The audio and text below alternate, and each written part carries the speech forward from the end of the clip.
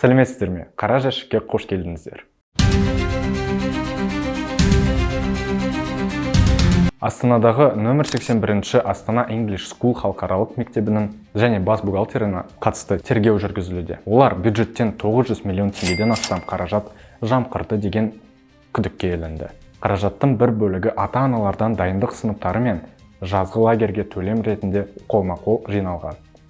Алайда бұл ақша мектептің ресми шотына түспей қолды болған. Тағы 16 миллион теңге шын мәнінде жұмыс істемеген. Жалған қызметкерлердің атына аударылған. Олардың қатарында күдіктілердің туыстары да бар. Қылмыстық жолмен алынған ақшаға 382 миллион теңгеге коттедж, 2 пәтер және автокөлік сатып алынған. Бұл мүлікке соттың санкциясымен тыйым салынды. Күдіктілер қамауға алынды. Қосымша ақпарат КПК-ның 201 бабына сәйкес жарияланбайды. 30 маусым күні президент Қасым-Жомарт Тоқаев сыбайлас жемқорлыққа қарсы ведомствоның қайта құру туралы жарлыққа қол қойды. Жарлыққа сәйкес, сыбайлас жемқорлыққа қарсы қызмет таратылып, оның функциялары Ұлттық қауіпсіздік комитетіне беріледі. Ұлттық қауіпсіздік комитеті құрылымында жаңа орган сыбайлас жемқорлыққа қарсы қызмет құрылады. Ал мемлекеттік антикоррупциялық саясатты енді мемлекеттік қызмет істері агенттігі қалыптастырылады. Агенттік алдын алу, себептерді жою және сыбайлас жемқорлыққа қарсы мәдениетті дамыту ісіне жауапты болады.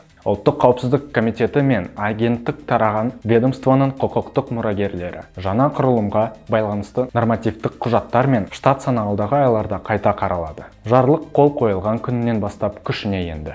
Экс-вице-министр Ахмади Сарбасов ұсталды. 2025 жылғы 1 шілдеде бұрынғы еңбек және халықты әлеуметтік қорғау вице-министрі Ахмади Сарбасовтың ұсталғаны белгілі болды. Сарбасов биыл 9 сәуірден бері еңбек және халықты әлеуметтік қорғау министрлігіне қарасты еңбек ресурстарының дамыту орталығы президенті қызметін атқарған. Министрліктің баспасөз қызметі оның қамауға алғанын растады. Еңбек министрлігі еңбек ресурстарын дамыту орталығы акционерлік қоғам басшысының ұсталғанын растайды. Ведомство тергеу органдарына қолданыстағы тәртіп бойынша көмек көрсетуде. Тергеу барысына қатысты өзге мәліметтер уәкілетті органдар құзыретінде делінген ресми хабарламада. Қаржы мониторингі агенттігі әзірге ресми мәлімдеме жариялаған жоқ.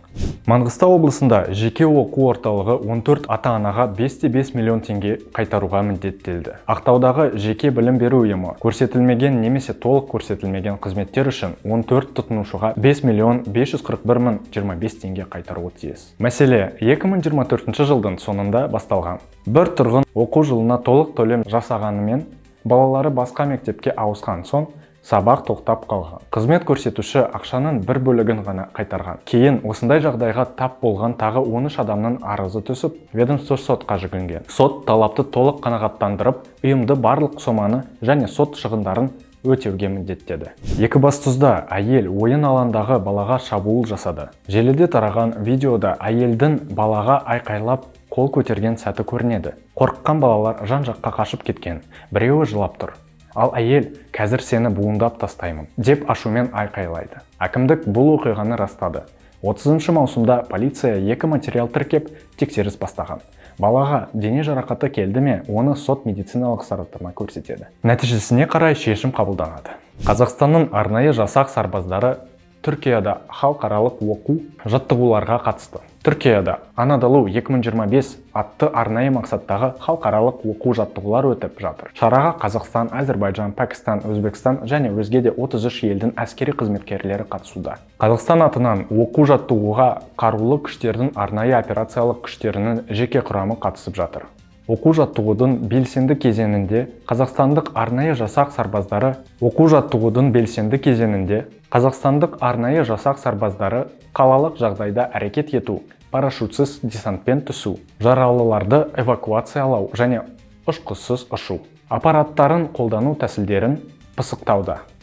Қорғаныс министрлігі хабарлауынша, мұндай жаттығулар жауынгерлік дайындықты арттырып, тәжірибе алмасуға және түрлі елдердің арнайы бөлімшелерімен өзара іс-қимылды нығайтуға ықпал етеді. Оқу жаттығу 3 шілдеде аяқталады. Бішкектегі жанжал. Қырғызстанда оқып жүрген 20 қазақстандық студент оқудан шығарылды. Қырғызстанда Арабаев атындағы Қырғыз мемлекеттік университетінде шетелдік студенттерге қатысты заң бұзушылықта анықталды. Қырғыз ұлттық қауіпсіздік комитетінің мәліметінше, оқу орнына ресми түрде қабылданған бірқатар студенттің елде мүлде болмағаны белгілі болған. Олар оқу процесіне қатыспай шетелде жүрген. Бұл фактіге байланысты қызметтік жалғандық бабы бойынша қылмыстық іс қозғалды. Тексеру нәтижесінде университеттен 59 студент шығарылды. Олардың ішінде 20 Қазақстан азаматы. Ұлттық қауіпсіздік мемлекеттік комитеті Instagram парақшасында бұл іс бойынша тергеу жалғасып жатқанын хабарлады. Бүгінге осы. Қара жәшік арнасына жазылып, лайк басып, пікірлеріңізді қалдырыңызға ұмытпаңыздар.